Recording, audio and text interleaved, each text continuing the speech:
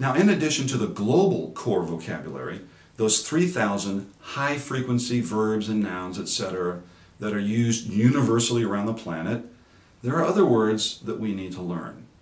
We call that personal core vocabulary. What words might those be?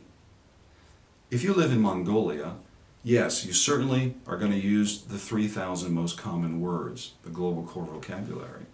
But in Mongolia, you're going to have words that you need to learn if you're living there, if you move there, like yurt, yak, goat, goat milk.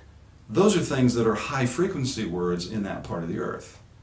Now, if you're a Chinese student and you move to London, do you need to learn the word yurt, yak, or goat? Probably not. Likely, you're going to need to learn words like the tube for the subway, fish and chips for the food that you'll eat, Big Ben, etc. Those could become high-frequency words in a place like London. So we have global core vocabulary, the 3,000 most common, universally used words, and then we have personal core vocabulary. These are tiny little vocabularies that will be attached to the global core vocabulary according to where you live. Now, one more thing. In addition to that, we might use what we call regional core vocabulary.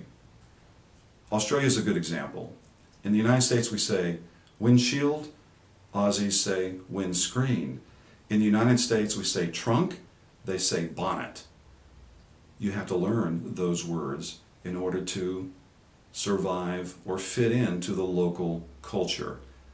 The problem is that often you'll buy a book in your home country, you'll go to your target country, and sometimes the authors of those books are not familiar with regional core vocabulary. So that's something else you need to think about. In conclusion, we've got three things: global core vocabulary, personal core vocabulary, regional core vocabulary. Make that your target. You're going to learn to speak fairly fluently. You're going to reach a minimal working proficiency in your target language if you focus on those words first.